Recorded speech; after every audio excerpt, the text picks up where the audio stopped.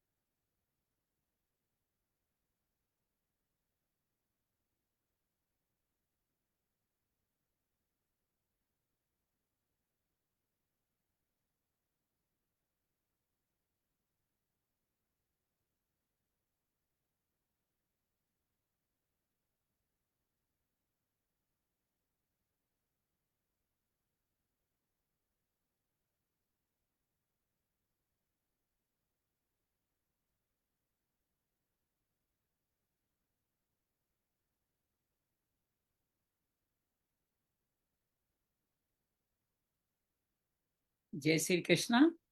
आप सभी का अभिनंदन है, स्वागत है। आज हम लोग संमत 2082 के श्रावण मास में प्रवेश कर रहे हैं। श्रावण जो साधना का मंथ है, जो भक्ति का महीना है, जो शिव में लीन होने का मन है, महीना है।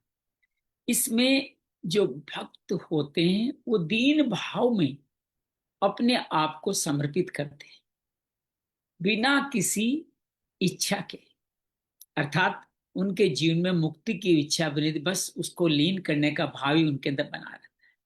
ऐसा शुद्ध श्रावण मास संमत 2082 का आज प्रारंभ हो रहा है। आइए भगवान शिव को नमन करते हुए आगे बढ़ते हैं। ओम त्र्यंबकम यजामहे सुगंधिम पुष्टिवर्धनम उर्वारुकमेव बंधना मृत्युर्मोक्षे मामृतात्। ओम नमः शिवाय। ओम नमः शिवाय। ओम नमः शिवाय। आज हम, जय श्री कृष्ण, आज हम बढ़ रहे हैं हमारे इस कार्यक्रम के 32वें दिवस में, जो लगातार भगवत कृपा से चल रहा है।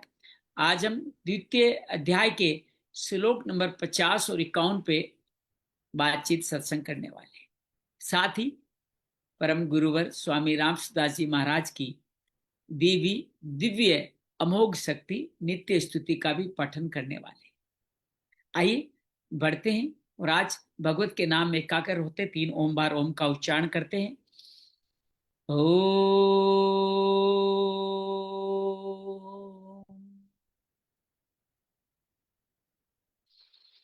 ओम नमः शिवाय।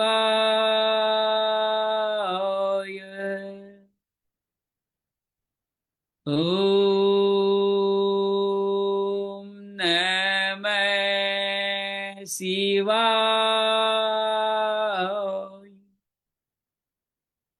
शरीर मन चेतना को परम के साथ एकाकार करते हैं।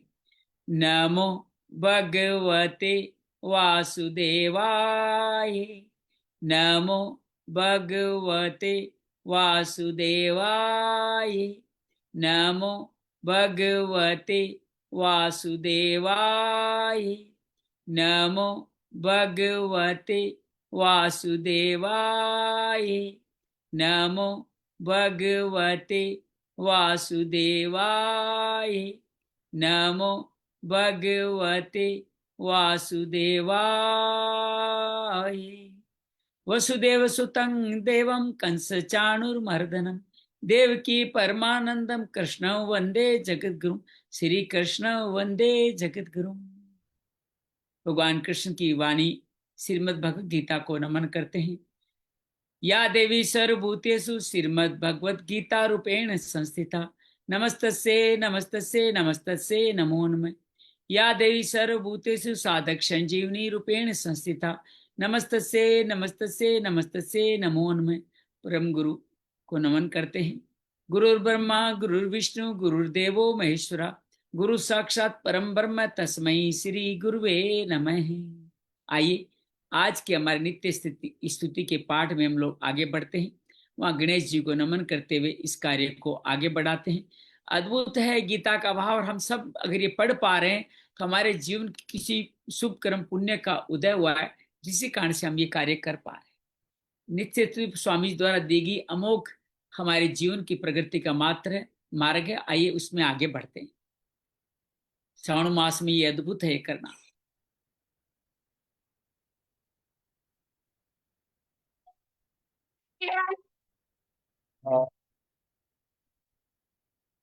प्रजा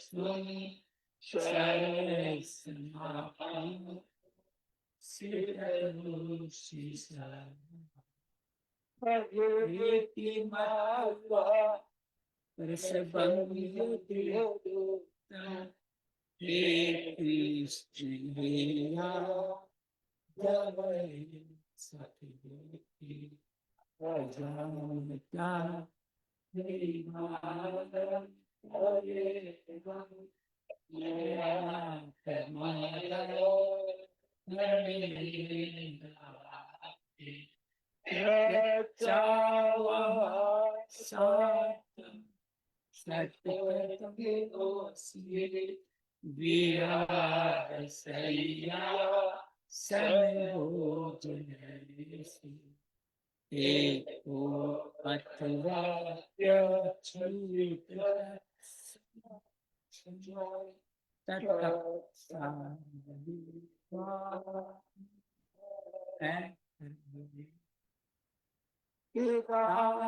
लोकस्य चराचरस्य त्वमस्य पूज्य सदुर्गम् मैं तो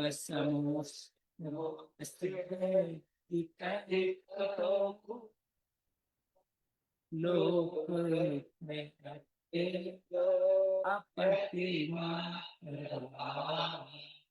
तस्मात् प्रणम्य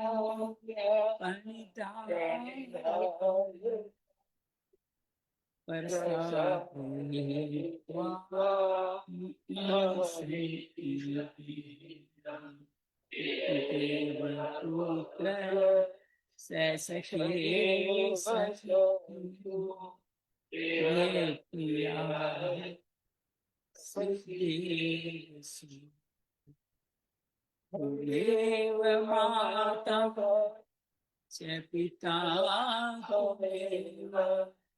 त्वमेव बन्धु च सखा त्वमेव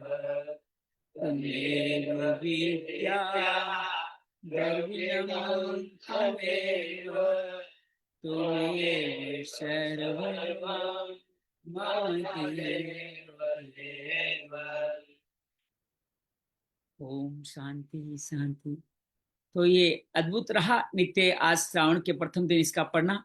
आइए गीता के इस प्रथम अध्याय में गीता के साधक सुनी में आगे प्रवेश करते हैं, कदम रखते हैं और हम सब मिलकर के आइए इस पाठ को और आगे बढ़ाएं और जीवन का अपना आधार बनाने का प्रयास हम लोग कर रहे हैं। हम सब लोगों का बड़ा सौभाग्य है, हम सब लोगों का बड़ा ही ये पुण्य है कि हम सब लोग इस कार्य को करने में सक्षम हो रहे हैं। हम सब मिलकर के आइए इस कार्य को आगे बढ़ाएं। इस कार्य को आगे बढ़ाते हुए जन जन तक इस गीता का भाव अपने माध्यम से पहुंचाएं। हम जितने लोगों तक पहुंचा पाएंगे उतने लोगों तक हमारा भाव पहुंचेगा, उतने ही लोग इस कल्याणकारी मार्ग में आएंगे और इस समाज में सत्य का भाव बढ़ेगा।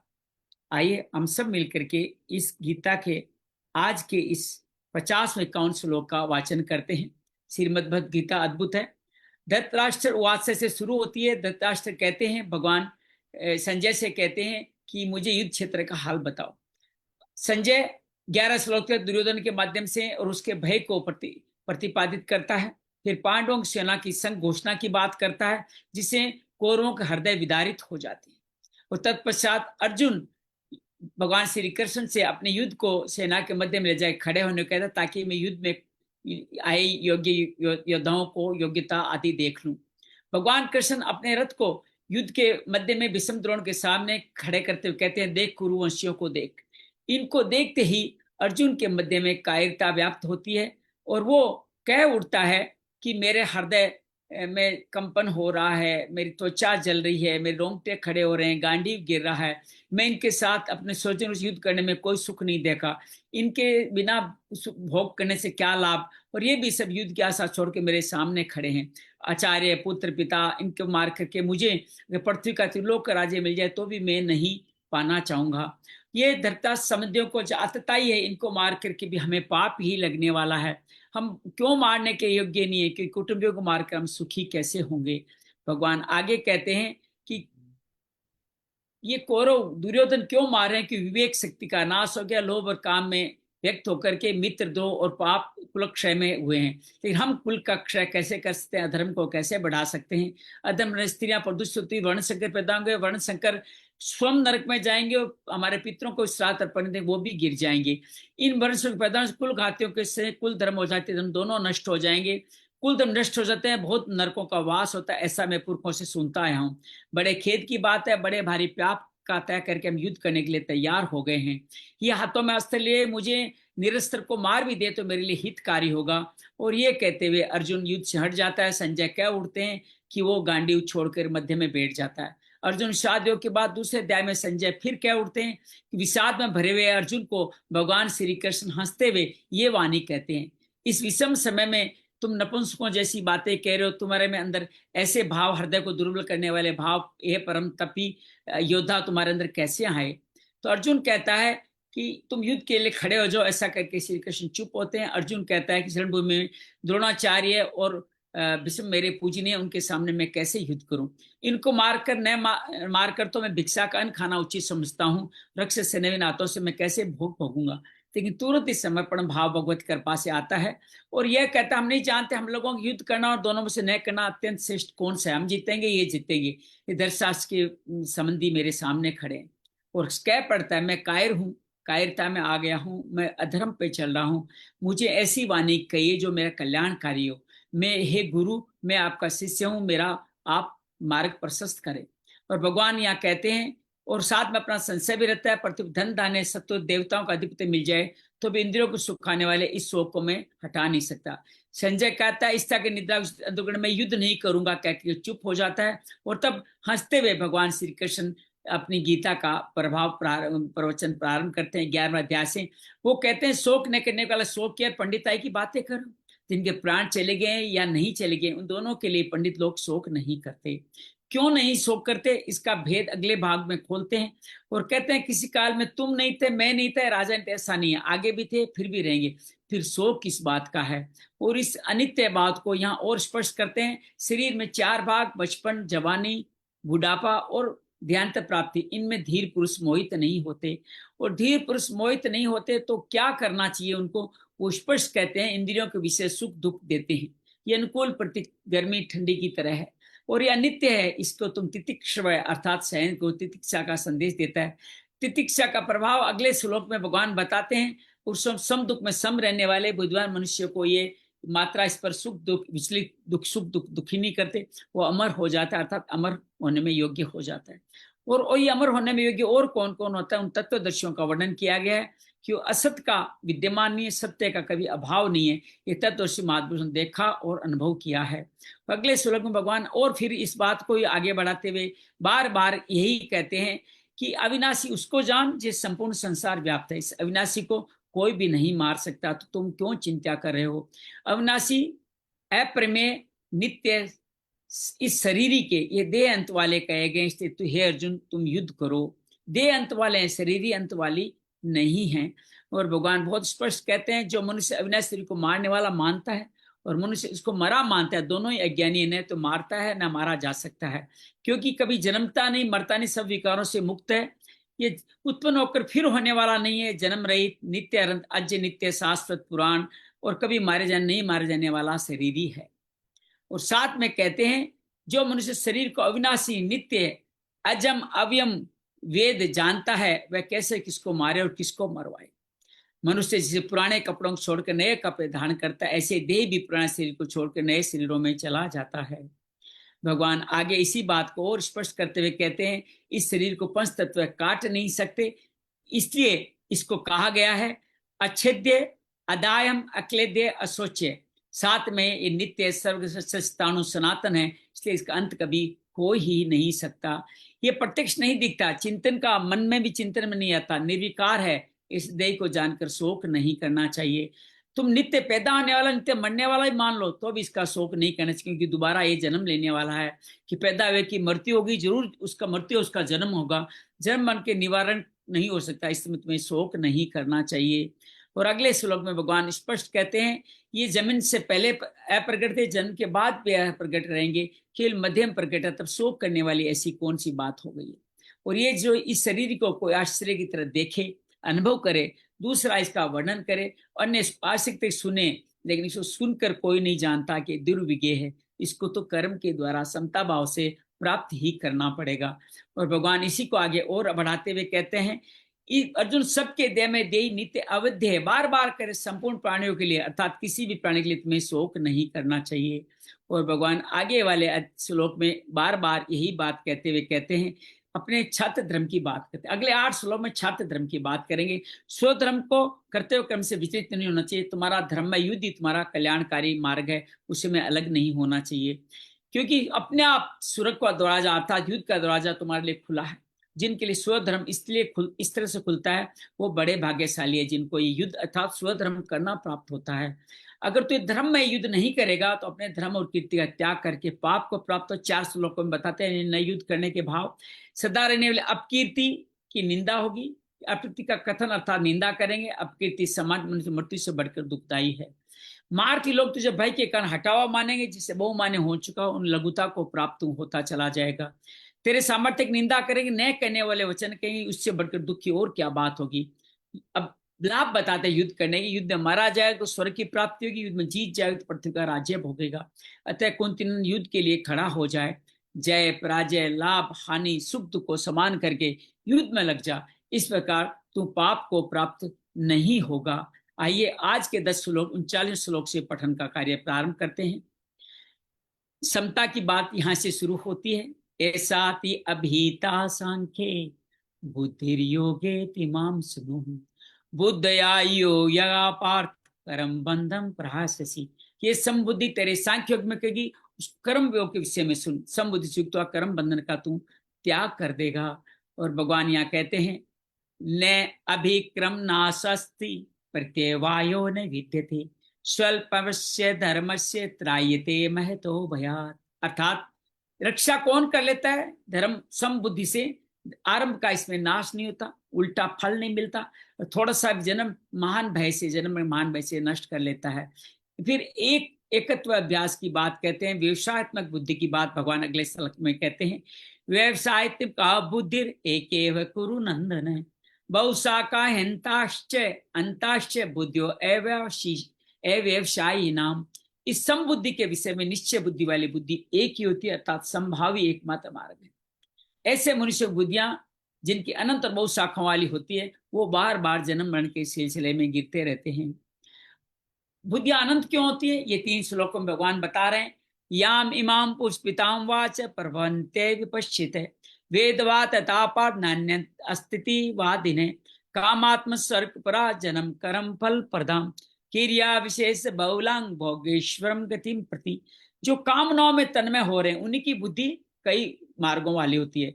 वो सर्व को श्रेष्ठ मानते हैं। वेदों का भी उदाहरण देते हैं, उसमें भी लिखा हुआ है। और ऐसा बार बार कहते हैं ये अविवेकी मनुष्य कहे जाते हैं। जिस प्रकार दिखाऊ स्वाभाविक वाणी को कहते हैं, ये जन्म रूपी कर्म फल को देने वाली है, भोग ऐश्वर्य प्राप्ति के लिए बहुत सी क्रियाओं को वर्णन करने वाली है। और उस बुद्धि का दोबारा वर्णन करते हैं उस पुष्पित वाणी से। भोगेश्वर पर सक्ता नाम तया अप्रहत चेतसाम व्यवसायत्मका बुद्धि समाधो न विधि हति। उस दिखाऊ वाणी से जिसका अंतःकरण अपहरण कर लिया गया, हर लिया गया, भोगों की तरफ खींच गया है, भोग ऐश्वर्य में अत्यंत आसक्त है, परमात्मा में एक निश्चय वाली बुद्धि नहीं होती।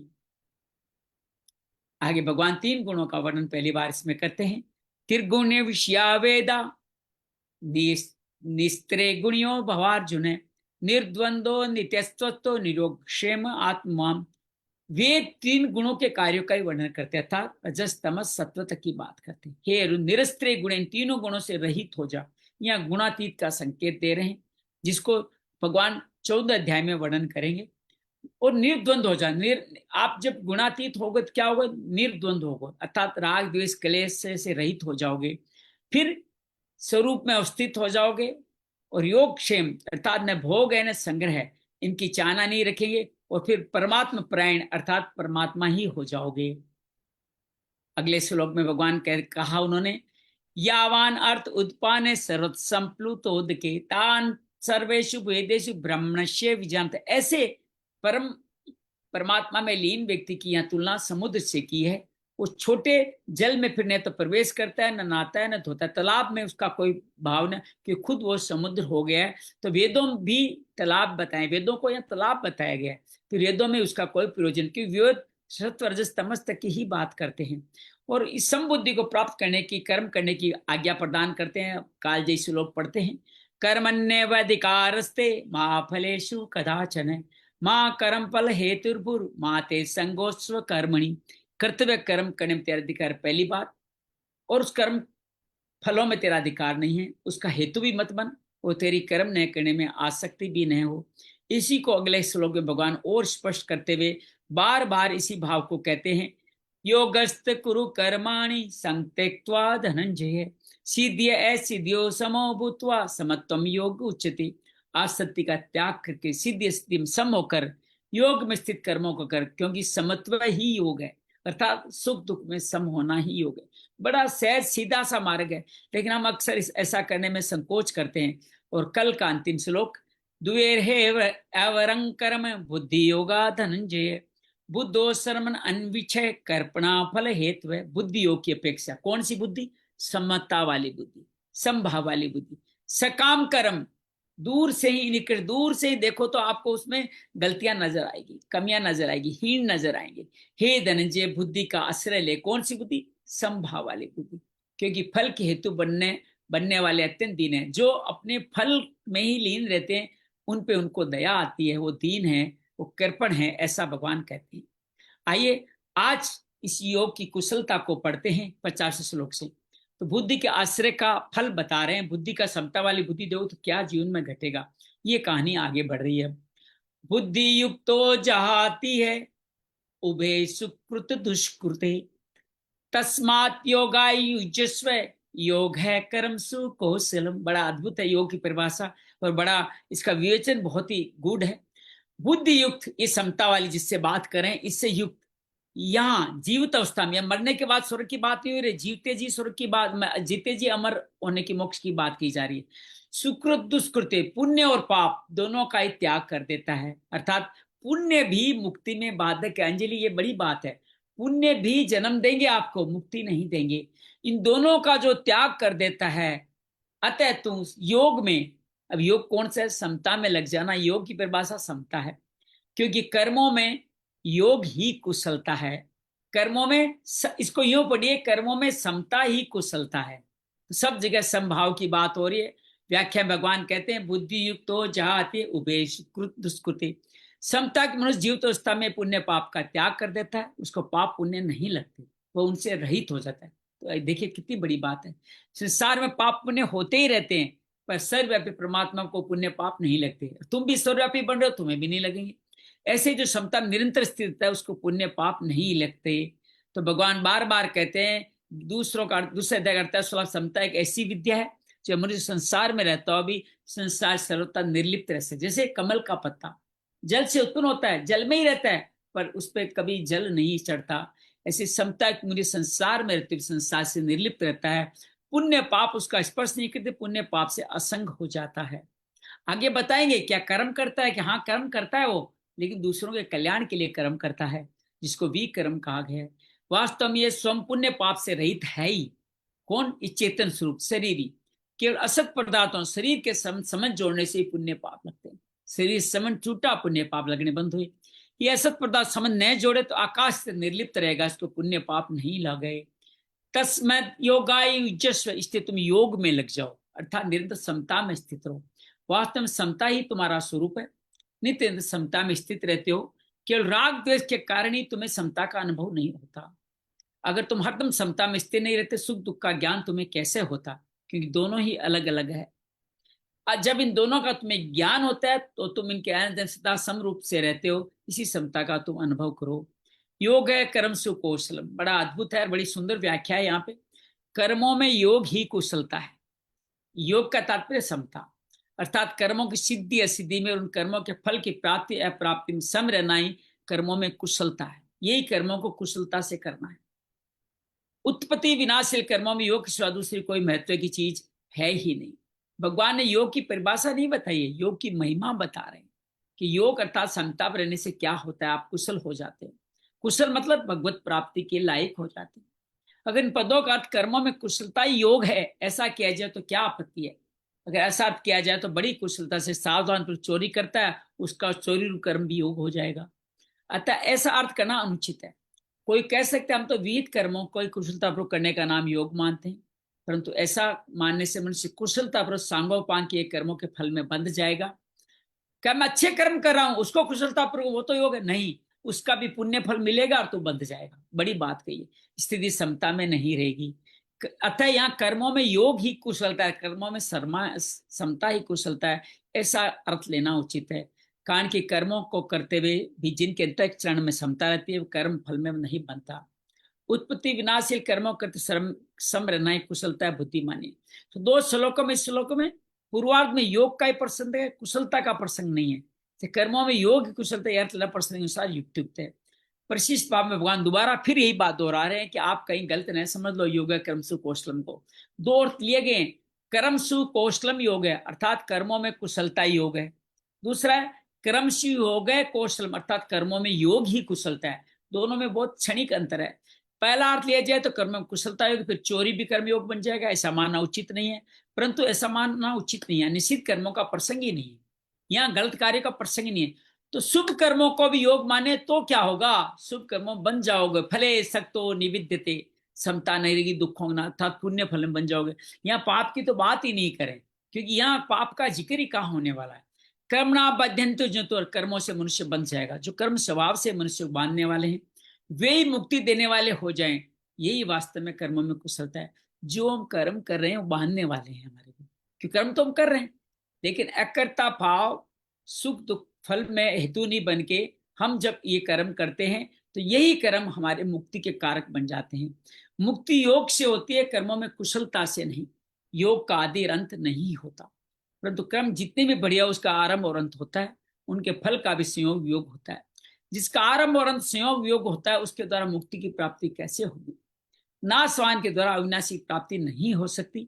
समता परमात्मा का स्वरूप निर्दोषम ही समम ब्रह्म है, अतः महत्व योग का है, कर्मों का नहीं। पहला अर्थ ठीक माना जाए कुशलता, अगर समता निष्काम भाव को ही लेना पड़ेगा, अर्थात कर्म में कुशलता योग है तो कुशलता क्या है, ये समता ही कुशलता है। ऐसी स्थिति योगों में योग, कर्मों में योग कुशलता शर्त क्यों न लिया जाए। योग है कर्म सुकोष्ठम, योग शब्द है तो उसको तक योग लेने की जरूरत ही नहीं है। अब प्रकरण पर विचार करें, योग का ही प्रकरण चल रहा है, समता का ही, कर्म कुशलता का नहीं। भगवान समतम योग उचित कर योग की परिभाषा पहले ही बता चुके। तो इस प्रकार में योग ही विधेय है, कर्मों में कुशलता विधेय नहीं है। योग ही कर्मों में कुशलता, तो कर्मों को करते हुए हृदय में समता रहे, राग द्वेष न रहे, यही कर्मों में कुशलता है। इसलिए योग है कर्म सुकोष्ठम, योग की परिभाषा नहीं, प्रत्युत योग की महिमा है। इस 50 श्लोक में पूर्वार्ध में भगवान ने कहा समता से मनुष्य पाप और पुण्य दोनों से रहित हो जाता है। अगर मनुष्य पाप और दोनों से रहित हो गया फिर कौन सा कर्म कुशलता से किया जाएगा, अब तो कर्म करने की जरूरत ही नहीं है। पुण्य और पाप से रहित होने का अर्थ ये नहीं है ये कोई भी क्रिया नहीं करता, क्रिया करता है, वो कार्य करेगा, हम जीवन यापन करेंगे, लेकिन उसके सुख दुख में नहीं उभरेंगे, क्योंकि कोई भी मनुष्य किसी अवस्था में क्षण मात्र भी कर्म किए बिना नहीं रह सकता। अतः यहाँ पुण्य और पाप दोनों से रहित होने का अर्थ है, भगवान कहेंगे मुझे भी कर्म करने पड़ते हैं, आगे बताने वाले, उसके फल से रहित होना। आगे 91वें श्लोक में भगवान ने फल त्यक्त्वा पदों से फल के त्याग की बात कही है। अब फल का त्याग की बात अगले श्लोक में पढ़ेंगे। गीता में कुशल शब्द का प्रयोग 18वें अध्याय के 10वें श्लोक में भी हुआ है। वहां अकुशल कर्म के अंतर्गत सकाम भाव से किए जाने वाले और शास्त्र निषिद्ध कर्म आए, वहां स्पष्ट कर दिया, कोई संशय नहीं रखा। कुशल कर्म के अंतर निष्काम भाव से किए जाने वाले शास्त्र विहित कर्म आए। अकुशल कुशल कर्मों का तो आदि अंत होता है, पर योग का आदि अंत नहीं होता। बांधने वाले राग द्वेष हैं, कुशल अकुशल कर्म नहीं। तो रागपुर किए गए कर्म कितने ही श्रेष्ठ क्यों न हो, वो बांधने वाले हैं। उन कर्मों से ब्रह्मलोक की प्राप्ति हो जाए तो भी वहां से लोग के पीछे आना पड़ता है। 18 अध्याय के 16 श्लोक में भगवान यही कहते हैं, जो मनुष्य अकुशल कर्म का त्याग द्वेष पूर्वक नहीं करता और कुशल कर्म का आचरण राग पूर्वक नहीं करता, अर्थात त्याग द्वेष पूर्वक नहीं करता और आचरण राग पूर्वक नहीं करता, वही वास्तव में बुद्धिमान संदेह रहित अपने स्वर में स्थित है। विवेचन से सिद्ध हुआ है योग कर्म सुकौशल पदों का अर्थ कर्मों में योग की कुशलता है, ऐसा ही मानना चाहिए। भगवान भी योग में स्थित होकर कर्म करने की आज्ञा देते हैं। योगस्थ कुरु कर्माणि आगे 48 बोल चुके हैं। तात्पर्य कर्मों का महत्व नहीं है, परंतु योग का ही महत्व है, कर्मों में योग ही कुशलता है। भगवान आगे के श्लोक में इस श्लोक को पुष्ट करने के लिए उदाहरण देंगे। उससे पहले एक छोटी सी बात मैं आप ये कहूं, हम जो योग ध्यान ये गीता का पठन पाठन करते हैं, ये सब के सब हमें समता में लाने में गाइड करते हैं, मदद करते हैं। आपने प्राणायाम किया, आपने ध्यान किया, आपने धारणा की, समाधि की, संयम की, मंत्रोच्चार किया, भजन किया, ये सारे के सारे आपको समता की तरफ लाने में सहज बना देते हैं, इसलिए इनका करना उचित है। ये मत कहिएगा कुशल कर्म करने नहीं है, कुशल कर्म का फल समता है, कुशल कर्म का फल समता ये मान ले और समभाव में स्थापित हो जाए तो बहुत दुख का सदुपयोग करें। देखिए आज एक जीवन का उदाहरण, अपने जीवन में आप गीता पढ़ते हो, जीवन में जीना प्रारंभ अपने आप हो जाता है। मेरे घर में ये देखिए, मेरे यहाँ अभी भी पड़ा है, तौलिया ला करके यहाँ रख दिया जाता है। मैं कोई कपड़े किससे मांगता नहीं, यहाँ से तौलिया उठा के अपने बाथरूम में ले जाता हूँ और अपना बाथरूम में सारा नित्य कार्य संपन्न करके आ जाता हूँ। आज क्या हुआ, ये तौलिया मैं ले जाना भूल गया, बाथरूम में चला गया, बाथरूम बाहर आना संभव नहीं था, तो मैं वहां दूसरा तौलिया था उसको निकाल करके मैं रिजर्व तौलिया से नहा करके आ गया। बाहर निकलते ही मैंने श्रीमती जी को कहा, मैं कभी कभार तो तुम भी तौलिया रख दिया करो। तो ये क्या हुई, सुख की इच्छा हुई, ये सुख की इच्छा हुई। दुख में सुख की इच्छा करना त्याज्य है। तो श्रीमती जी ने पता है क्या उत्तर दिया, अरे भाई पड़ा था बाहर आके ले लेते। तात्पर्य सीधा सा है साहब, हम आपके संगे संबंधी पत्नी पति आपको अगर आपके सही मार्ग तरफ भेज रहे हैं तो बुरा नहीं माने। दुख में सुख की इच्छा करी, मेरे को दुख हुआ तो तौलिया नहीं मिला, मैंने सुख की इच्छा, उसके लिए मैंने उनसे संभाषण किया और संभाषण करते ही भगवत वाणी सामने आ गई, अरे भाई खुद ले लेते, आके बाहर आके ले लेते। तात्पर्य सीधा है, दुख में सुख की इच्छा करना जीवन में अकल्याणकारी है, ये बात ध्यान रखिएगा। दुख का सदुपयोग करो, नहीं मिला कोई बात नहीं, जहाँ विधि राखे राम, वहां जो तोला उसमें मैं कर लिया, वो तो मैंने कर लिया, लेकिन यहाँ आके बोल पड़ा, वो बोल पड़ा तो मेरा कर्म बन गया, ये कर्म बन गया, मैं आके क्यों बोल पड़ा। नहीं बोलता तो कर्म नहीं होता। ये तो श्रीमती जी अच्छी थी, उन्होंने कहा भाई अपने आप ले लेते, गुरु की तरह कह दिया, नहीं तो कहती हो मेरी गलती होगी मैं रख दूंगा, तो मुझे और नए कर्म में बांध देती हो। बात थोड़ी गहरी है, समझने का प्रयास कीजिएगा, आनंद आएगा। आइए आगे के श्लोक में उदाहरण भगवान क्या कहते हैं, करम जम बुद्धि युक्ता ही फलम त्यक्त्वा मनीषिणः जन्म बंधेर विनिर्मुक्ता पदम कंचत अनामयम। कारण क्या है, समता एक बुद्धिमान साधक। अब बुद्धिमान किसको कह दिया, जो समता में युक्त है। कर्मजन्य अर्थात कर्म फल का, अर्थात संसार मात्र का त्याग कर दे, कर्म फल का, जिसको संसार भी कह सकते, कर्म फल से ही संसार बना है।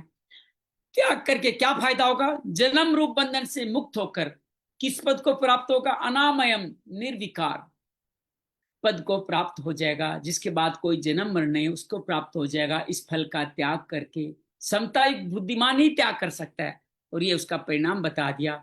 कर्म चम बुद्धि युक्ता है फलम त्यक्त्वा मनीषिणे, जो समता से युक्त है वही वास्तव में मनीषी अर्थात बुद्धिमान। 18वां अध्याय के श्लोक में भी कहा गया, जो मनुष्य अकुशल कर्मों से द्वेष नहीं करता, कुशल कर्मों में राग नहीं करता, वह बुद्धिमान है। राग द्वेष जो हमने कल 2 दिनों से ध्यान कर रहे हैं, वो ही हमारी समता में लाता है। कर्म तो फल के रूप में परिणित होता ही है, उसके फल का त्याग कोई कर ही नहीं सकता। फल तो आना है, आप ये आपका अधिकार नहीं है, लेकिन फल अपने आप आएगा। खेती में निष्काम भाव से बीज बोए के खेती में अन्न नहीं उपजेगा, बोया है तो पैदा अवश्य होगा। निष्भाव भाव को कर्म करेगा तो कर्म का फल तो मिलेगा ही, पर वह बंधन कारक नहीं होगा। अतः यहाँ कर्म जिन्हें फल का त्याग करने का क्या अर्थ हुआ, फिर कर्म जिन्हें फल की इच्छा, कामना, ममता, वासना का त्याग कर देना। कर्म की इच्छा, उससे फल, कामना, ममता, वासना, ये सब त्याग करना है। कर्म जिन्हें फल की त्याग करना है, इसका त्याग करने में सभी समर्थ, हम सभी कर सकते हैं। जैसे मैंने अभी उदाहरण दिया, ये कामना में त्याग कर सकता था ना, क्यों कहने की जरूरत थी, गलती हो गई, जो था साधन ले लिया, दोबारा फिर हो जाता। जन्म बंधेर विनिर्मुक्ता, समता मनुष्य साधक जन्म पूर्ण बंधन से मुक्त हो जाते हैं। कारण कि समता में स्थित हो जाने से उनमें राग द्वेष कामना वासना ममता को किंचित मात्र नहीं आते, अतः उनके पुनर्जन्म का कारण ही नहीं। बड़ी बड़ी बात की, जन्म मरण से मुक्ति का सिद्धांत बता दिया। वे जन्म मरण रूपी बंधन से सदा के लिए मुक्त हो जाते। पदम कच्छत अनामयम, या आमय नाम रोग का है, अनामय वैराग्य का नाम है। रोग एक विकार है, किंचित मात्र किसी पर विकार नहीं, उसको अनामय अर्थात निर्विकार कहते हैं। समता एक मनीषी लोग ऐसे निर्विकार पद को प्राप्त हो जाते हैं। इस निर्विकार पद को 15वें अध्याय के 5वें श्लोक में अव्यय पद और 18वें अध्याय के 56वें श्लोक में शाश्वत अव्यय पद नाम से भी कहा गया है। गीता में सत्व गुण को भी अनामय कहा गया है, परंतु वास्तव में अनामय तो अपना स्वरूप अथवा परमात्मा तत्व ही है, क्योंकि गुणातीत तत्व जिसको प्राप्त होकर फिर किसी को भी जन्म मरण के चक्कर में नहीं पड़ता। अनामय क्या है, अपना स्वरूप परमात्मा, स्वयं को परम बना देना, आत्मा को परमात्मा से मिलन करा देना, जिसको संपूर्ण योग कहा गया। यही समता है, यही योग है। लोग कहते हैं शरीर को मन, मन से आत्मा योग है। हाँ ये क्रम है, लेकिन असली योग क्या है, आत्मा को परमात्मा से मिलाना, इसी को समता कहा गया है। जिसके बाद जन्म मरण नहीं होता। परमात्मा की प्राप्ति होने से भगवान ने सत्व गुण को भी अनामय कह दिया है। सत्व गुण भी क्या है, वो अनामय है। अनामय पद को प्राप्त होना क्या है, प्रकृति विकारशील है, उसका कार्य संसार भी विकारशील है। स्वयं निर्विकार होते हुए जब विकारी शरीर के साथ तादात्म्य कर लेता है, अपने आप को विकारी मान लेता है, परंतु जब इस शरीर के साथ अपने संबंध का त्याग कर देता है, निर्विकार स्वरूप का अनुभव बड़ा सहज है। आप ये मानो मैं पापी हूं, मैं पुण्यात्मा हूं, और इन दोनों को मानना इनकार कर दे तो निर्विकार को अनुभव कर सकते हैं। इस स्वाभाविक निर्विकार तक अनुभव होने से अनामय पद को प्राप्त होना कहा गया है। यह अनामय सबकी बार बार परिभाषा की, ये बुद्धि युक्ता मनीषण है। पद्म बहुवचन देने का जो भी समता में स्थित हो जाते हैं वे सब के सब अनामय पद को प्राप्त हो जाते हैं। कितना सहज है सर अनामय पद को प्राप्त होना, मुक्त हो जाते हैं, उनमें से कोई भी बाकी नहीं रहता। तो समता अनामय पद की प्राप्ति का अचूक उपाय है। इससे नियम सिद्ध होता है, जब उत्पत्ति विनाशशील पदार्थों का संबंध नहीं रहता तब स्वतः से निर्विकारता का अनुभव हो जाता है। संबंध नहीं रहने से अपने आप निर्विकारता। आप कोई भी ये जितनी वस्तुएं दिख रही है, सारे रिश्ते नाते बंधन मोह लोभ काम क्रोध सभी इनके कारण ही है। उनमें जब आप निर्विकार हो जाते हो तो परिश्रम नहीं करता, स्वाभाविक कुछ आता है। कर्मों में योग की कुशलता क्यों है, इसका कारण ही पद से इस श्लोक में बताते हैं। ही मतलब यही एकमात्र कुशलता है, समता ही, और कुछ है ही नहीं। सात्विक कर्म का फल क्या होता है, निर्मल होता है, नए जन्म मिलते हैं, अच्छे जन्म मिलते हैं। राजस कर्म का फल दुख है, मनुष्य जन्म मिलता है, बार बार भोगना पड़ता है। तामस कर्म का फल मूर्त है, अधो योनि में आते हैं। 16 श्लोक बताते हैं। इन तीनों प्रकार के फलों का समता मनुष्य त्याग कर देता है। यहाँ बड़ा स्पष्ट किया गया है, पुण्य फलों के फल का भी त्याग करना है। ये बात अंडरलाइन करके नोट कर लीजिए। कर्मजन्य फल के त्याग के दो अर्थ हैं, फल की इच्छा का त्याग करना, फल के स्वरूप अनुकूल परिस्थिति प्रतिकूल परिस्थिति सुखी दुखी न होना। पहले तो फल की इच्छा का त्याग कर दिए, और फल के कर्मक फल स्वरूप स्थिति प्राप्त होती है तो सुखी दुखी न हो। वास्तव में उत्पत्ति विनाशील, ये दूसरा भाग तो मेरे में आ गया था। जब उन्होंने कहा तो मैं तुरंत वापस सजग हो गया, कहा नहीं सुखी दुखी नहीं होना, अनुकूल परिस्थिति में उम्मीदें नहीं रखना, ये उम्मीदें आनंद कम करती है, ये सब भाव आ गया। वास्तव में उत्पत्ति विनाशील संपूर्ण संसार कर्म फल के सिवा कुछ है ही नहीं। कर्म फल का त्याग कर दें फिर कोई भी बंधन बाकी नहीं रहता। या मनीषी शब्द का अर्थ है बुद्धिमान। पूरे श्लोक के अनुसार समतापूर्वक कर्म करना ही बुद्धिमता है। स बुद्धिमान मनुष्येषु, चौथे अध्याय में भगवान यही बात कहेंगे। पद गच्छन्त अनामयम, गच्छन्ति पद के तीन अर्थ, ज्ञान होना, गमन करना और प्राप्त होना। इसको श्रवण मन निधि ध्यास भी कहते हैं। ज्ञान होना श्रवण हो गया, गमन करना मनन करना, निधि ध्यास मन उसको प्राप्त करना।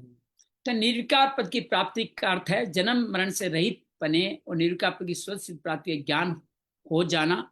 कार्य नित्य प्रवृत्ति की ही निवृत्ति होती है, नित्य प्राप्ति की ही प्राप्ति होती है। जो अनित्य उसकी प्राप्ति कैसे हो सकती है। इस श्लोक से बार बार ये सिद्ध होता है कर्मयोग मुक्ति का कल्याण प्राप्ति का स्वतंत्र साधन है। कर्मयोग संसार की निवृत्ति और परमात्म तत्व की प्राप्ति दोनों हो जाते हैं। निवृत्ति और प्राप्ति दोनों। अनामय पद के आगे प्राप्ति कर्म के आगे के श्लोक में बताएंगे। आइए अब हम आज के हमारे इस भाव को सरला और अंजलि के साथ प्रारंभ करते हैं। मैं अंजलि से निवेदन करता हूं कि आपको अपने आप को अनम्यूट करें, इन दोनों श्लोकों को पढ़ें, फिर इनका भावार्थ भी हमारे साथ में रखने का प्रयास करें। 50 श्लोक से आइए आगे बढ़ते हैं।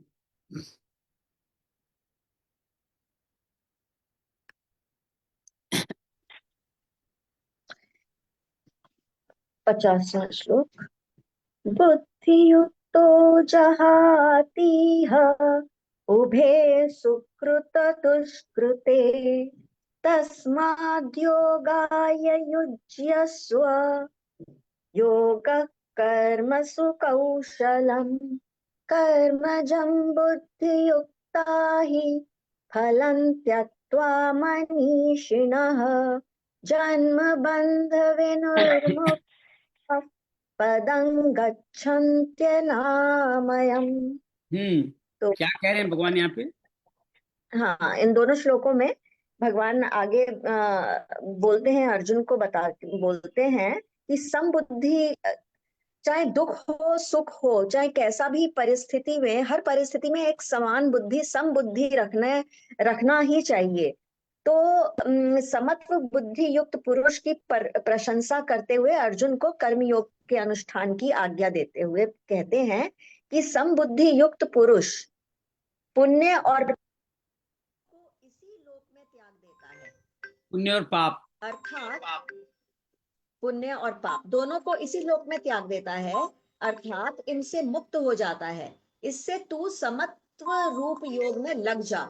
यह समत्व रूप योग जो है वो कर्मों में कुशलता है, अर्थात कर्म बंधन से छूटने का उपाय है। इससे तू कर्म बंधन से छूटेगा।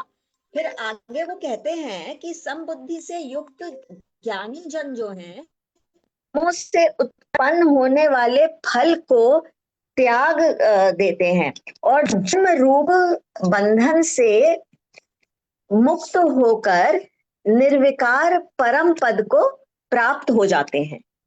जय श्री कृष्ण। बहुत बढ़िया, बहुत सुंदर, बहुत बढ़िया। सरला, अब आप पढ़ें दोनों श्लोकों को। अनामयम, कितना सुंदर पद है, अनामयम। इसी का जपते रहो, अनामयम अनामयम, कल्याण हो जाएगा। आगे पढ़े। 50वां श्लोक सरला पढ़ रही है अब। बुद्धि युक्तो जहाती है उभे सुकृत दुष्कृते तस्माद् योगाय युज्यस्व योगः कर्मसु कौशलम् कर्मजं बुद्धियुक्ता हि फलं त्यक्त्वा मनीषिणः जन्म बन्ध विनिर्मुक्ता पदं गच्छन्ते नामयम्। क्या अर्थ ले रहे हैं इन दोनों का आप? उसमें भगवान कहते हैं, नहीं, भगवान बताते हैं कि समता से युक्त मनुष्य जीवित अवस्था में पुण्य और पाप दोनों का त्याग कर देता है, तो उनको पाप पुण्य नहीं लगता। समता में जो मनुष्य स्थित रहता है, जैसे जल में कमल की पत्ता रहता है और उत्पन्न भी वहां से होता है, रहता भी वही है, मगर वो जल में लिपायमान नहीं होता, लिप्त नहीं होता है, मतलब उसके ऊपर जल नहीं चढ़ता है। तो उसी तरह मनुष्य भी संसार में समता में रहे तो वो मुक्त हो जाता है। यही जीवन की मुक्ति है। तब अर्जुन, भगवान कहते हैं अर्जुन तुम योग में लग जाओ, क्योंकि कर्मों में ही योग कुशलता है। और फिर बताते हैं कि जो व्यक्ति कर्मों की फल की इच्छा का त्याग करके समबुद्धि से होकर कर्म करता है, वह सभी दुखों से परे अर्थात जन्म मरण से रहित होकर परमात्मा को प्राप्त हो जाता है। यही तो नहीं होता है हम लोगों से। होगा होगा होगा, समय आएगा तो आएगा। आइए हम आगे सुनते हैं बढ़ते तो हैं। ज्ञान आता है, मगर बाद में भूल जाते हैं। हाँ, कोई बात नहीं। बार बार पुनः पुनः विचार है, शास्त्रों का पुनः विचार करने की बात इसीलिए कही गई है। आइए ध्यानस्थ होकर इसको समझने का प्रयास करें। आराम से बैठ जाइए, गहरी लंबी श्वास भरें और छोड़ दें। अपने शरीर के प्रति सजग हो जाए। शरीर एक कल्याणकारी नहीं, कल्याणकारी।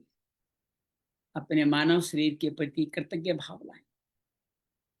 इससे कर्म होंगे शुभ अशुभ, सुख दुख बनाने वाले कर्म शरीर, इंद्रियों और उन विषयों से बार बार होने वाले हैं।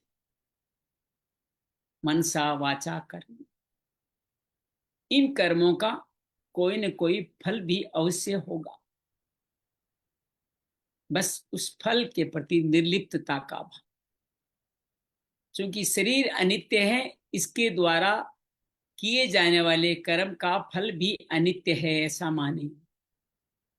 इस अनित्यता का जब हम सांगोपांग अंगीकार करने लग जाते हैं, अर्थात सुखद कर्म में राग नहीं, दुखद कर्म में द्वेष नहीं, यही समता भाव है। आइए योग कर्म सुकौशलम को कुशलता से करते हैं। गहरी लंबी श्वास भरें और छोड़ें।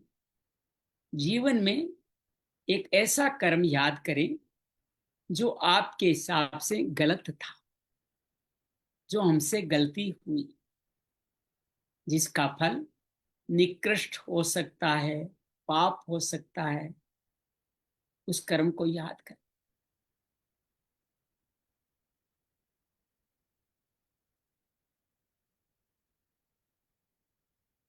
और विश्राम करें। गहरी श्वास भरें और छोड़ें। अब जीवन में ऐसे कर्म को याद करें जो आपके हिसाब से बहुत सुकर्म था, जो बहुत सारे पुण्य फलों को देने वाला था। हमने बहुत सारे पुण्य फल उस समय मन में सोच लिए थे या मांग भी लिए थे, और वो सुख, वो पुण्यक्रम बार बार करें, ऐसा भाव भी राग के रूप में उभरा था।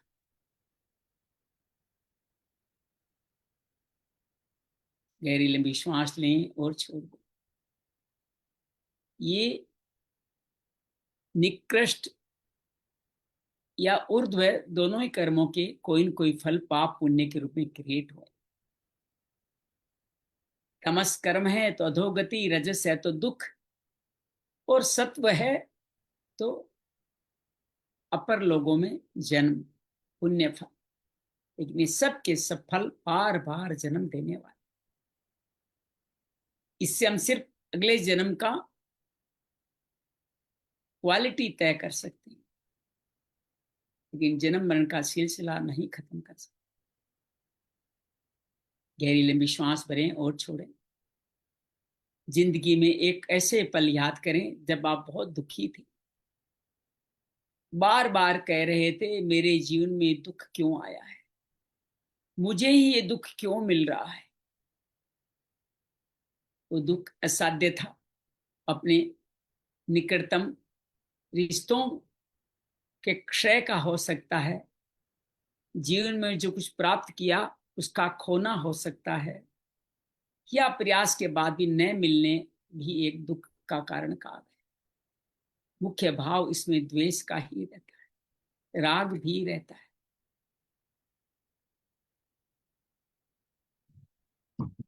गहरी लंबी श्वास लें और छोड़ दें। अब ऐसा पल याद करें जिसमें बहुत आनंद मिला, बहुत सुख मिला। संतान की प्राप्ति हो, या रिश्तों की प्राप्ति हो, या धन की प्राप्ति हो, या अपने लिए रहने के मकान की प्राप्ति हो, या जमाने में कीर्ति की प्राप्ति, प्रशंसा की प्राप्ति, सभी में बहुत सुख मिला। उस सुख के पलों को याद करें। क्या उसमें राग हो गया है, ये भी याद करें।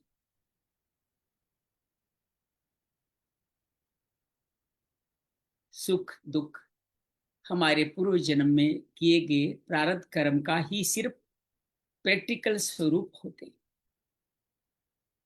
इससे भगवान भी कभी मुक्त नहीं हो पाए। राम, कृष्ण, बुद्ध, महावीर, नानक सभी ने अपने इस कर्मों का फल भुगता है। इन दोनों में समभाव बना के जीवन जी लें। कहाँ, ये तो होना ही है, इट्स ओके, नो प्रॉब्लम, यही समता है। और जो कर्म फल किए हैं उनके फलों का त्याग निर्लिप्तता को, अनामयम को बढ़ाता है। पाप कर्म पुण्य कर्म में लीन नहीं होना ही कुशलता है, समता है। समता ही योग है, और कर्मों में समता ही कुशलता है। जीवन में करने योग्य कर्म को कुशलता से करते हुए उसके फल की मुक्ति ठीक उसी तरह होए। एक समुद्र का, एक जल राशि का कल्पना करें जिसमें एक कमल का पुष्प है। बार बार जल ऊपर नीचे होके कमल के पत्ते पे गिरता है, लेकिन कमल के पत्ते पे वो टिकता नहीं, वापस गायब हो जाता है। वो सूखा का सूखा रहता है।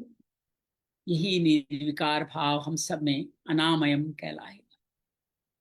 सुख से दुख से, पाप से पुण्य कर्म से, हम इन सब से समभाव बनाए रखें।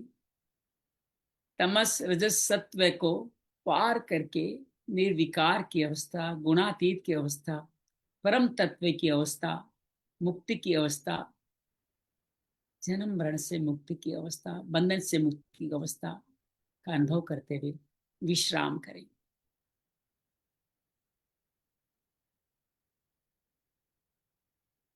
योगः करम सुकौशलम् समत्वं योग उच्यते कर्मण्येवाधिकारस्ते मा फलेषु कदाचन मा कर्म फल हेतु भूर्मा तत्सत्त्व कर्मणि आसक्त करें। समता भाव जीवन का लक्ष्य मार्ग बन चुका है। इसी समता भाव में विश्राम करें, कृतज्ञ भाव से भगवान को नमन करें जो हम समता भाव में लेके आए। योग सच्चिदानंदम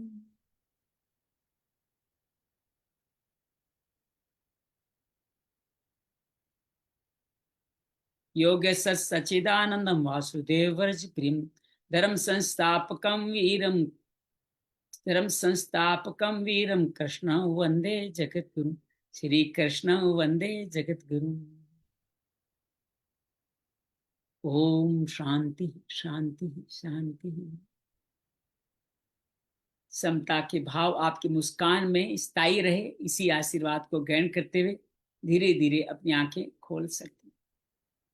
तो उम्मीद है आपको ये अच्छा लगा होगा। लगभग पूरा आज हमने 1 घंटे में पूरा किया, 2-3 मिनट लेट शुरू किया था, उतना ही टाइम लगा है। भैया जी जी एक क्वेश्चन है कि जितने भी महापुरुष हुए हैं उन सब ने दोबारा से जन्म तो लिया होगा, मतलब मोक्ष मुझे लगता नहीं कि किसी को ना बहुत मतलब मोक्ष मिलने के चांसेस हैं, बिकॉज जब जन्म लेता है ना, शरीर जब आता है ना, तो उसके साथ में इंद्रियां भी आती हैं, और ये इंद्रियां ही हैं जो हमको कर्म करवाती हैं। तो हमको हम चाहे सिर्फ पुण्य पुण्य कर्म ही करें, लेकिन कर्म तो कर ही रहे हैं ना।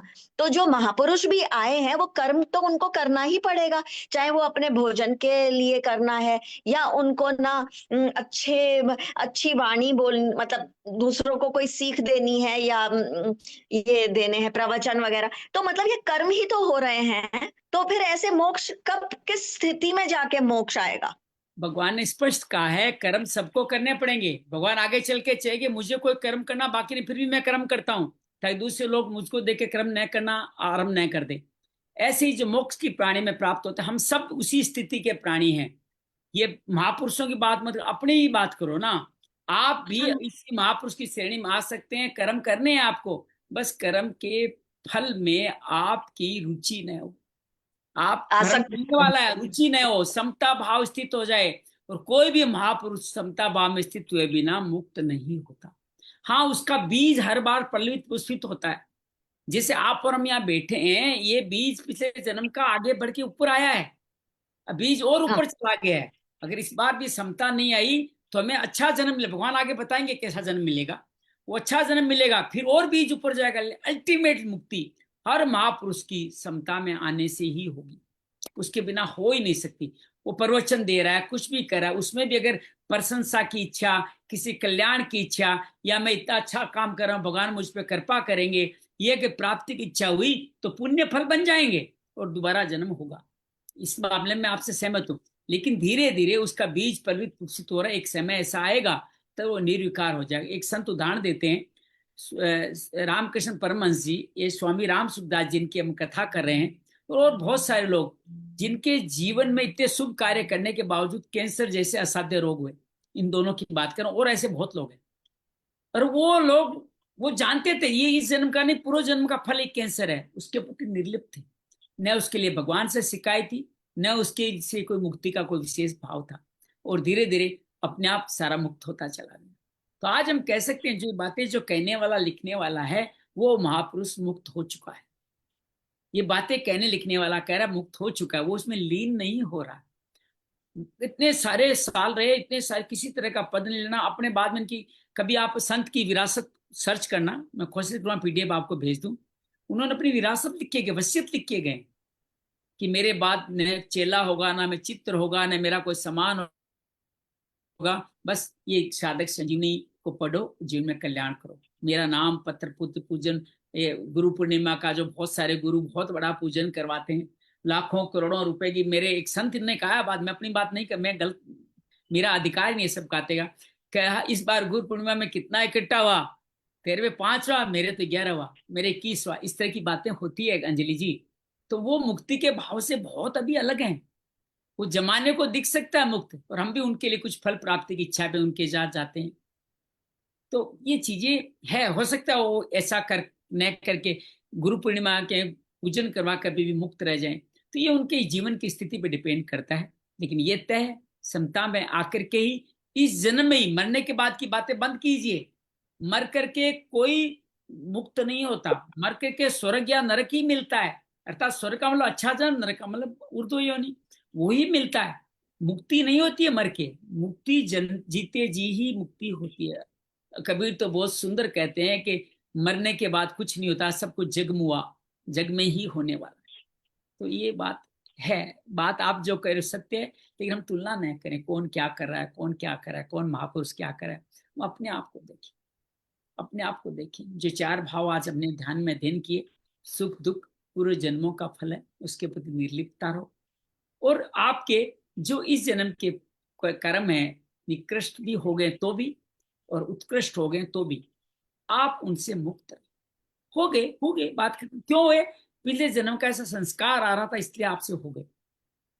उसमें भी आप लीन न हो, उसमें जुड़ो नहीं। इसी का जॉइंट नाम राग द्वेष है, जिसके हमने ध्यान के माध्यम से, संवेदना के माध्यम से करने का प्रयास किया।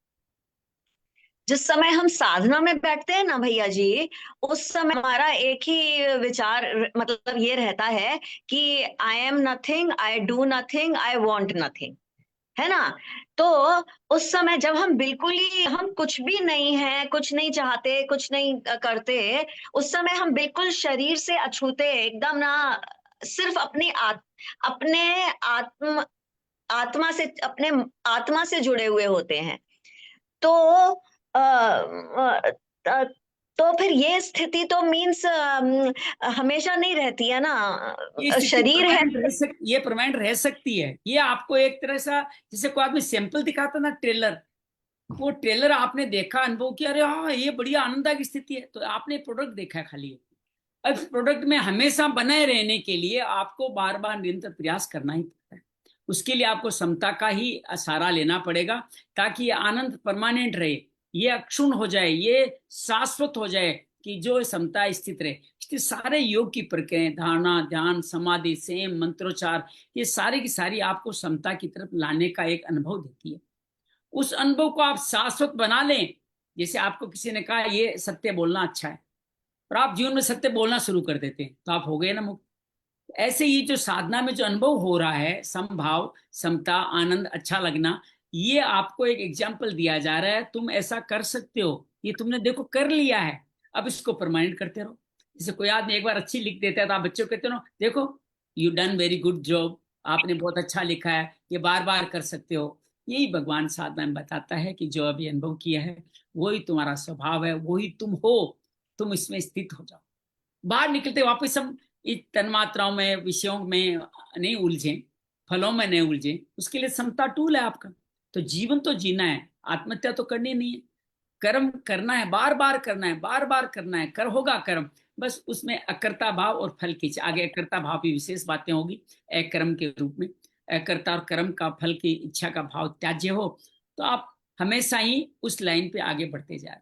अब जब तक लाइन में आगे नहीं बढ़ जाए, तब तक क्या क्या करना है वो भी भगवान आगे बताएंगे, कि वैसे मुक्त आदमी और क्या क्या करता है।